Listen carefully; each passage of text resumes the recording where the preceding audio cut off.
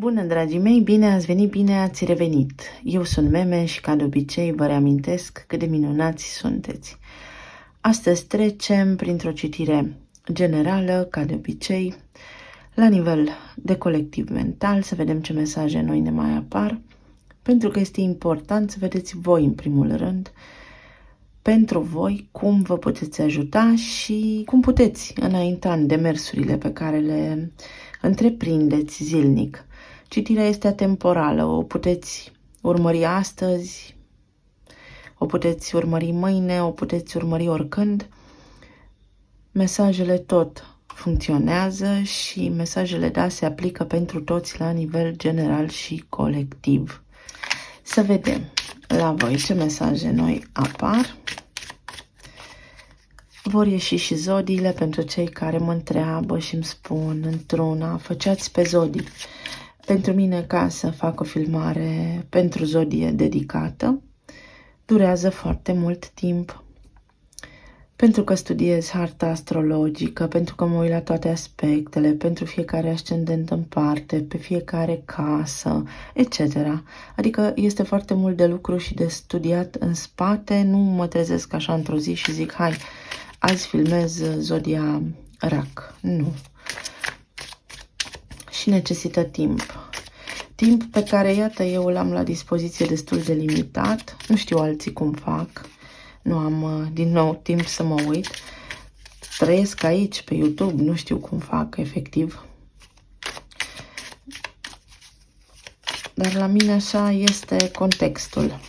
Aș vrea să vă zic și multe, dar nu-mi iese din minte cum mi-au fost cenzurate comentariile de la unul dintre clipuri. Efectiv. Da, mă amuz că nu pot face altceva. Să vedem. Zona de relații, zona de plan material și zona de plan emoțional medical.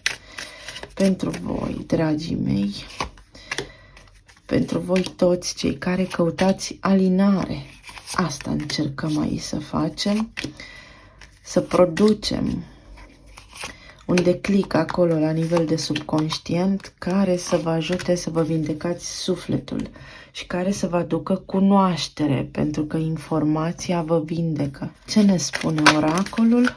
A căzut singur. Regenerare. Și a căzut întors. Foarte interesant. Numărul 48. Este nevoie de regenerare. Treceți toți, pentru că suntem toți. O conștiință mai mică, parte dintr-o conștiință mai mare. Înțelegeți? Toți. Și există impulsuri. Și atunci când unul este afectat și al doilea, se creează deasupra în conștiința mare supremă un egregor, o linie, o frecvență care se propagă asupra tuturor. Uitați-vă ce se întâmplă în jurul nostru. Uitați-vă unde este omenirea astăzi. Și cu asta cred că spun multe. Regenerare. Avem nevoie de regenerare. Aveți nevoie de regenerare. Și eu, iată. Se produce o regenerare. Lăsați-o să se întâmple. Nu opuneți rezistență. Ce trebuie să plece, să plece. Cuvântul. Emiteți gânduri pozitive. Pentru alții dintre voi, atenție cu generatorul la mașină sau la electrocasnice. Atenție la electrocasnice, mai ales că deja Mercur este retrograd. Atenție la circuitele electrice, atenție la prize, atenție la împământare, atenție la piele pentru cei care sunteți în concediu, la razele UV, o putere mai mare ca noi, exact cum spuneam, conștiința supremă, numărul 4 și împăratul, care ne vorbește despre cele 4 elemente din natură. Pentru ca voi să reușiți, trebuie să fiți întregi. Pentru ca voi să reușiți, trebuie să lăsați totul în urmă și să iertați, fără excepție. Să vă trăiți viața în armonie deplină, fără afirmații de genul iert, dar nu uit. Nu există așa ceva. Binele atrage bine și răul atrage rău. Nu există cale de mijloc. E o iluzie. O putere mai mare vă ajută să vă regenerați. Divinitatea, conștiința supremă, sursa creației, primordiale. Ceva legat de casă, unii dintre voi, de imobile. Vă regenerați, se produc schimbări. Aveți de făcut tranzacții de vânzare-cumpărare. Atenție, Mercur este în perioada de retrogradare. Vindeți, cumpărați un pământ. Atenție la ce semnați. Atenție ce bunuri înstrăinați în perioada aceasta. Atenție la vehicule, la mașini. Mașinile.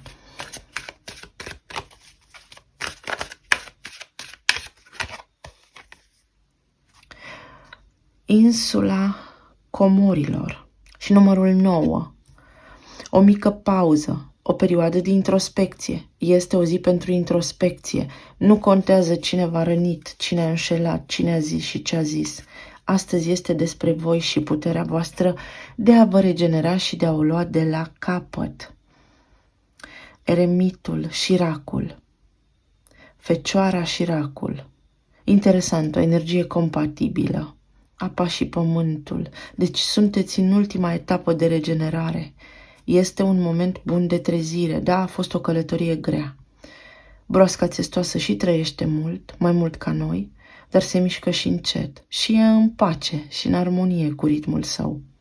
Aici este comoara, în tihna voastră, în mintea voastră limpede. Mercur, retrograd în Fecioară, înseamnă lupă. Zoom la peste 100%. Ies la suprafață nereguli. Vă sâcăie un sentiment, vă sâcăie un gând. Întrebați-vă de ce. Energia feminină 2 și înalta preoteasă. Subconștientul. Unii dintre voi, posibil să aveți provocări pe partea de energie feminină, la nivel de iubire, să spunem la nivel de recepție, așteptați niște lucruri care nu se întâmplă sau care întârzie să apară sau, cum spun înțelepții, vin atunci când trebuie în ritmul lor. Pentru alții dintre voi, luna, semnul racului este aici foarte puternic. Pieptul, zona pieptului, pancreasul. Mergem mai departe și vorbim aici unde este cazul, dar mă fură informația. Când văd, spun, nu mă pot abține. Ce mesaje mai avem? Semne de apă, semne de pământ, semne de aer până acum. Gânduri, turnul, conștientizări, foarte multe conștientizări. Din această toamnă încep schimbările. Se produc schimbări pentru noi oamenii. Gândul. Cineva se gândește la voi cu iubire. În spatele cortinei. În subconștientul cuiva ați rămas, ca și o comoară fiind. Și-a dat seama această persoană printr-o probă, printr-o încercare, venită de la conștiința înaltă creatoare, de la divinitate. Cineva ia în considerare o reluare pentru unii dintre voi? Și vă rog mult, nu vă mai legați de titluri. Le extrag din citiri și fac și eu ce pot. Nu sunt analist de marketing.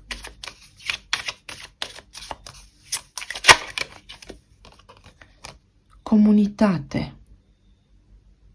Unii dintre voi s-ar putea să aveți discuții cu vecinii, cu prietenii apropiați, ceva de împărțit pe acolo.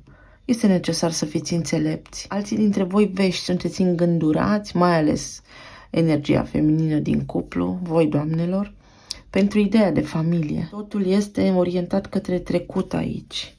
Și da, veți spune, las trecutul în spate. Foarte adevărat.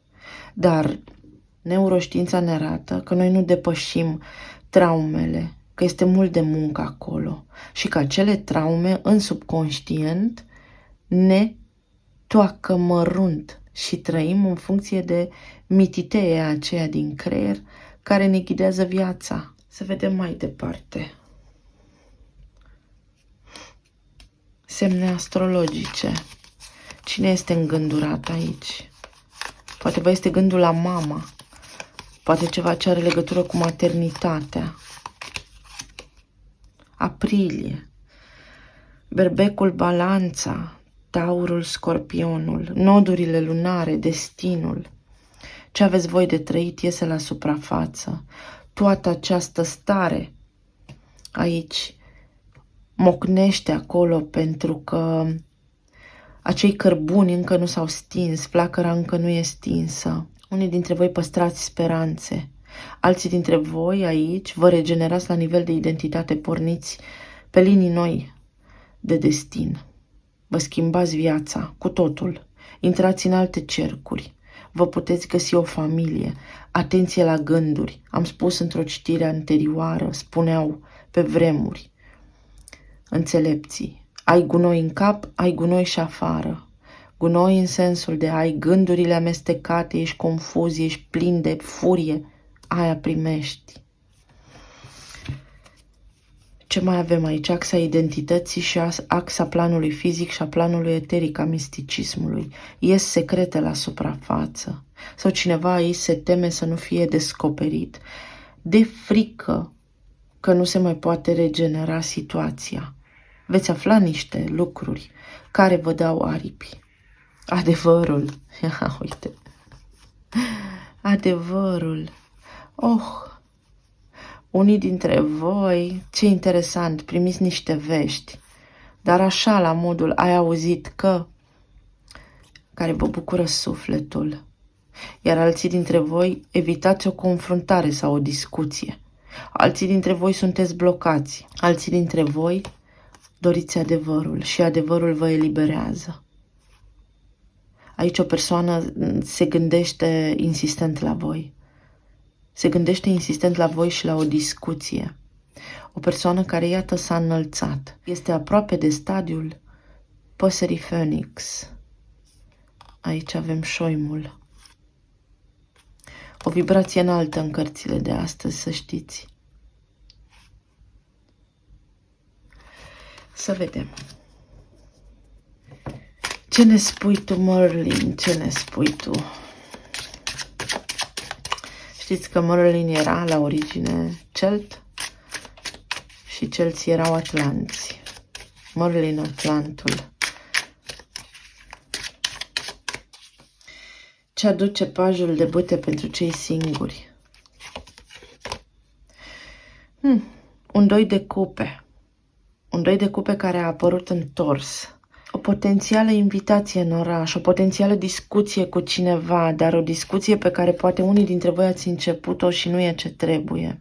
Sau nu se spune adevărul, sau v-ați lansat prea tare în relație, prea entuziasmați și ați sărit niște etape. Sunteți ușor imaturi, voi sau persoanele cu care vorbiți voi. Puteți avea parte de așa ceva zilele acestea, însă este o energie clădită pe atracție fizică, pe flirt mult, nimic solid. Pentru alții dintre voi, iată că energia feminină este cea care deține controlul. Atenție la gânduri, sunt gânduri de îngrijorare. Sau în comunitatea voastră, prin manifestarea voastră, puteți face cunoștință cu cineva pentru a forma o relație aici. Ce ne aduce pajul de bâte pentru cei care sunteți separați și nu v-ați deslipit de acolo? Doi de bâte, incertitudine, planuri multe, cum ar fi dacă, dar dacă, însă aici sunt și multe de-ceuri. De ce? Planuri, o pregătire. Auziți niște zvonuri. Dar sunt niște zvonuri învăluite de incertitudine. Este ceva de genul, parcă nu-mi vine să cred. Ce aduce pajul de bâte pentru cei care sunteți în relații stabile? Steaua. Acceptare. Voi în cuplu trebuie să vă acceptați așa cum sunteți. Și din momentul în care vă acceptați așa cum sunteți și lăsați deoparte gândurile, Descoperiți insula, vă regenerați. Provocările prin care treceți acum. Și trece o mașină. Poate ceva legat de o călătorie, poate ceva legat de un transport, poate ceva legat de ritmul vostru de viață.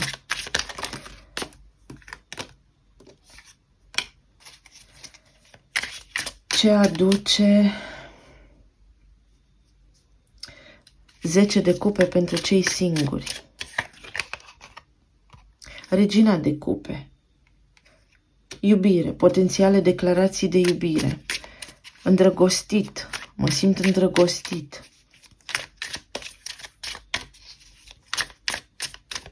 Poate aduce iubire, dar se întâmplă ceva aici la nivel de gândul vostru, ori nu aveți încredere în persoanele care vă curtează acum, ori discuțiile cumva sunt imature, deși există potențial foarte bun de iubire aici.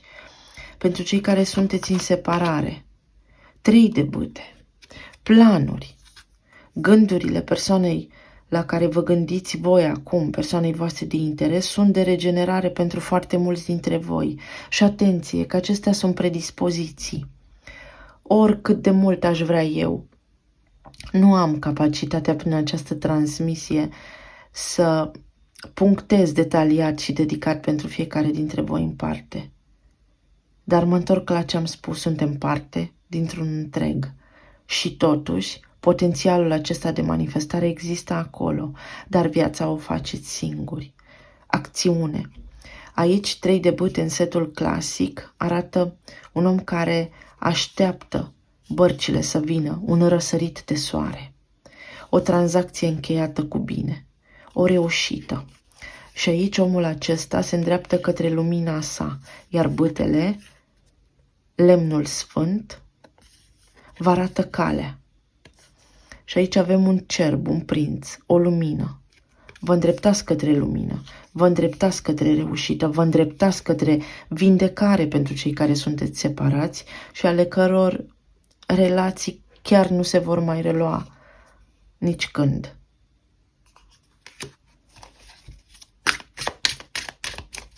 Pentru că lasă loc altor relații. Pentru cei în relații stabile, ce aduce 10 de cupe? Asul de bâte. Pasiune, entuziasm, optimism, voie bună. Vă regenerați. Dacă erați necăjiți, fiți fără grijă că se așează lucrurile și vine o perioadă așa cu bucurie pentru voi. Pentru cei singuri, ce aduce asul de spade? Un 5 de monede întors. Aici simt o vibrație de genul oricum nu o să iasă nimic bun din asta. Hai, mai lasă-mă cu joaca. 5 de monede din cauza că aveți teama de abandon. Vă este teamă. Îndepărtați teama și dacă nu trăiți și nu experimentați și nu vedeți ce este acolo, nu aveți de unde să știți ce o să iasă. Pentru cei în separare. 7 de bâte. O luptă, dar și o victorie, o reușită, capacitatea de a reuși. Dar aici este foarte multă rezistență, aici este o nevoie de a avea dreptate. 3 de bâte, pentru foarte mulți dintre voi, va duce ego. Am avut dreptate, vreau să-și ceară scuze, vreau eu să știu că am dreptate. Gândurile acestea de a avea dreptate vă îndepărtează, vedeți, se mișcă încet treburile aici. Pentru că nu asta trebuie să se întâmple, ca să vă regenerați, trebuie să lăsați totul baltă. Nu mai are loc trecutul acolo? Bun, intrați în categoria cei singuri care puteți avea altceva. Tot pentru voi. 8 de cupe, puterea de a merge mai departe. Și puterea de a manifesta, dar acest personaj este îmbrăcat în mov, în culoarea ceacrei, coroană, înțeleg și mă detașez. Împăcat, mă duc către 9 de cupe. Această rezistență este aici pentru că voi nu înțelegeți de ce au plecat, de ce v-au lăsat sau de ce au plecat. De ceurile acestea Să vedem de ce. O să mai iau un alt set. Pentru cei în relații stabile, ce aduce asul de spade? 6 de monede. Echilibru. Partea financiară. Hai că ne descurcăm. Vedem noi cum facem. Lasă că este bine. Și așa este. Pentru cei separați aici. Mai iau o carte pentru asul de spade, 7 de bâte și 8 de cupe. Ce înseamnă toate astea pentru voi? Moartea, transformarea. Nu, unii dintre voi nu acceptați finalul. Nu v-ați eliberat, nu v-ați detașat. Și din nou, are aici în mână un recipient, un pahar care are un cristal de cuarț alb și cuarț mov. Înțeleg, pentru că voi nu ați înțeles. Dar această situație este pusă acolo pentru a vă transforma pe voi. Poate o să spuneți, dar nu mai vreau. Ei, da, dar vedeți, noi suntem mai mult decât înțelegem că suntem. Și ăsta e jocul. Așa se face. Asul de spade aduce transformarea. O clarificare, o claritate mentală profundă, un turn, da? O conștientizare. Asta este până aici pentru unii dintre voi, iar pentru alții dintre voi, asta este, acum știu ce am de făcut pentru a obține ceea ce îmi doresc, pentru a fi împlinit, 9 de cupe. Și încă o carte pentru toată lumea. Un 6 de monede înseamnă că poți primi ajutor de la cineva, că cineva te poate susține, dar mai poate însemna și că ești la mila cuiva. Și totul va fi în funcție de cum creați voi realitatea în care trăiți. La nivel de relații aici, să spunem că asul de spade, clarificat de 6 de monede, spune ai grijă la ce spui, pentru că aia primești, ai grijă ce gândești, pentru că aia primești. La 10 de cupe spune dacă ești fericit, este pentru că meriți. Este pentru că asta trebuie să ți se întâmple. La un 4 de cupe spune în acest moment, acest refuz te poate ajuta să te regenerezi. Voi puteți să rezonați cu un cuvânt, cu o idee sau cu toate. Încă o carte la nivel de relație aici.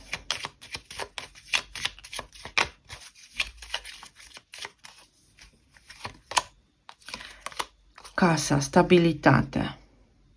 Căminul. Toți aveți o angoasă aici astăzi. Ideea de comunitate, ideea de casă, ideea de stabilitate vă este zguduită. De ce?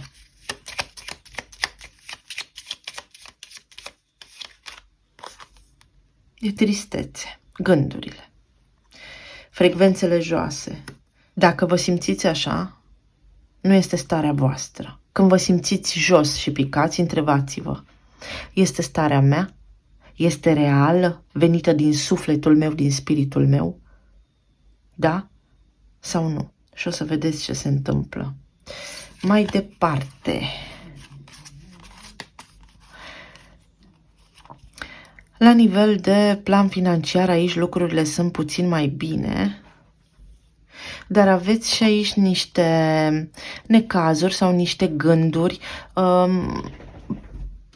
niște colaborări sau o colaborare. Vă dă bătăi de cap sau vă pune pe gânduri, vă creează disconfort mental, parcă merge împotriva voinței voastre. Ceva la serviciu vă displace, niște discuții, trebuie să faceți niște lucruri care sunt o corvoadă. Aveți niște provocări la nivel de bârfe, niște cuvinte urâte spuse pe acolo, sau întârzie o comunicare, vă presează un termen limită, treburi de genul acesta.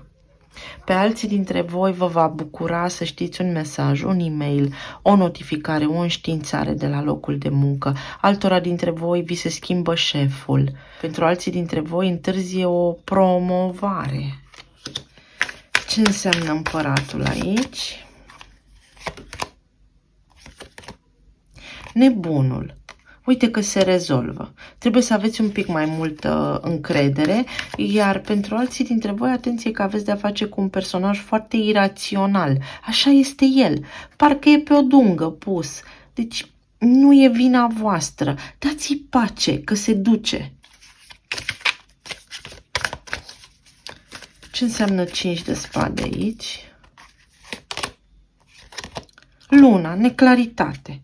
Vorbește gura fără să știe ce. Confuzie. Iar alții dintre voi, atenție să nu fiți mânați de un impuls de a lăsa totul baltă, pentru că nu trăim vremuri în care să se poată face chestia asta. 4 de cupe, pentru că v-ați săturat. Și 8 de bâte, ce spune aici? Magicianul. Uite că veți avea și un cuvânt de spus, uite că vă veți și deplasa acolo unde trebuie, vi se oferă și ceea ce vreți sau cel puțin puteți discuta. Aveți cum să discutați, aveți cum să ieșiți din provocările acestea. Nu știu unde și ce căutați voi cu banii zilele acestea, ce vreți să faceți, dar reușiți. Nu luați refuzul ca nu. Nu vă opriți acolo. Altora dintre voi sunt aici niște provocări legate de o călătorie. Vă duceți, vă întoarceți, vă cheamă degeaba, ați încurcat orele, zilele, programările, treburi de genul acesta. Liniștiți-vă, pentru că voi dați tonul. La nivel de stare emoțională, multă confuzie. Ce să fac, ce să aleg, ce se întâmplă. Unii dintre voi terminați niște relații sau vreți să ieșiți din ele, dar v-ați făcut frați cu durerea. Pentru alții dintre voi, uite cum, exact cum vă spuneam, vă întorceți în trecut. Nu știu ce s-a întâmplat, ați auzit vești despre persoanele iubite sau v-ați gândit voi la ei așa și v-au întors înapoi în punctul acela. Aici este o teamă, cineva se protejează. Aveți o alegere de făcut, dar vă protejați, vă este teamă, vă gândiți la stabilitatea voastră și la casa voastră. Alții dintre voi s-ar putea să fi terminat, da, o căsnicie și nu știți pe ce drum să o luați. Medical vorbind aici, văd palpitații. Ceva legat de tensiune arterială. Vă pocnesc urechile. Pentru alții dintre voi, picioarele, ochii. Oh, foarte interesant. De ce ați dat așa înapoi? De ce vă temeți? Ce înseamnă 2 de monede aici? Turnul. Vă temeți. Aveți o temere. Vă temeți de necunoscut. 2 de spade. Ce înseamnă aici? Pajul de cupe. Dragostea. Sau ați avut o discuție care v-a displăcut, poate nu este neapărat legată de iubire, cu cineva mai tânăr, poate cu copiii, din nou, nu este obligatoriu, o discuție v-a displăcut, v-a dat peste cap și v-a creat așa o stare de rău. Alții dintre voi, nu știu, v-ați simțit trădați, ați strântit ușa în spatele vostru. Alții dintre voi, iată, sunteți la saturație într-o privință. Sunteți epuizați, unii dintre voi sunteți ocupați și obosiți din cauza treburilor gospodărești, dar și a serviciului. Este o energie consumată aici, în zadar. Soarele. Liniștiți-vă. Totul vine din gând. Totul vine din gând. Cuvântul este decret universal. Acum sunt bine. Și gata. Continuați cu ce aveți de făcut și se va face bine.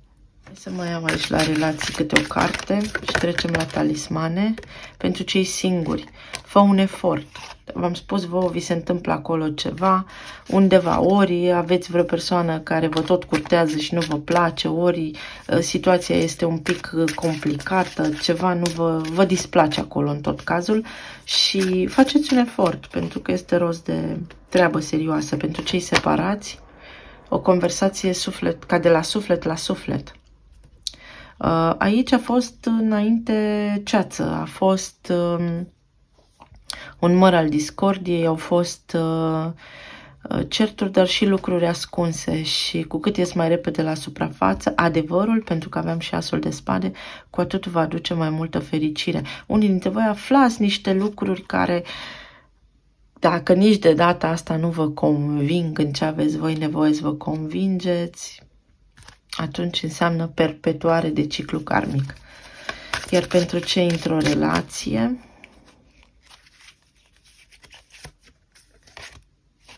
eliberează-te de gânduri, eliberează-te de stres și dă-ți pace.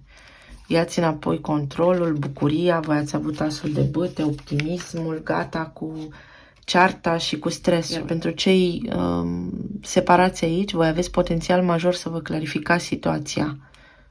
Axa destinului aici, în berbec și balanță, vorbește clar despre cine ești tu, cine este celălalt, cine ești tu în raport cu tine, cine este celălalt în raport cu tine. Relații se vor topi, nu vom putea ține cu mâinile strâns de ele. Dacă trebuie să plece, vor pleca. Talismanele. O inițială C. Se grăbește. Se grăbește. O veste importantă de la cineva cu ce?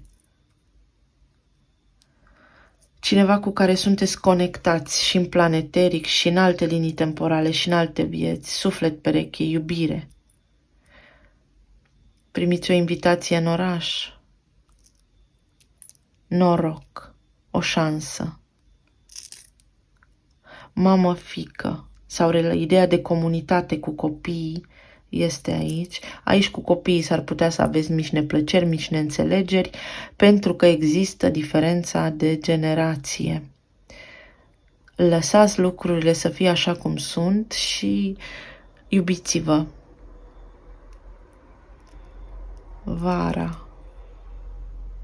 Succes, 6 de bâte. Niște vești care vă bucură și vă aduc noroc. Este o șansă, este ceva de bine, dar nu mai stați în tensiune și în gânduri. Un sigiliu, o inițială, templieri. Atenție cu ușile, ușa.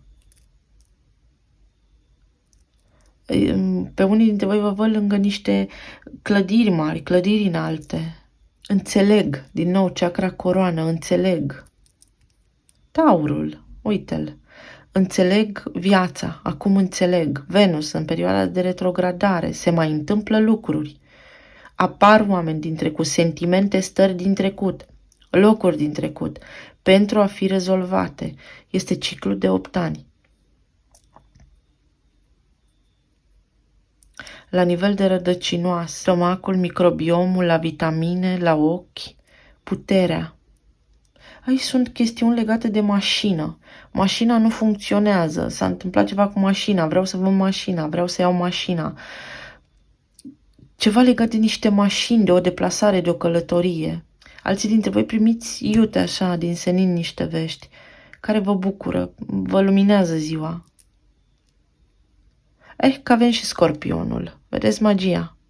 Axa Taur, Scorpion. Ce a fost și ce va fi. Ies la suprafață niște lucruri. Și de acum, ce aflați, trebuie să înțelegeți că așa sunt lucrurile. Optimism, vești bune, mesaje, convorbiri telefonice.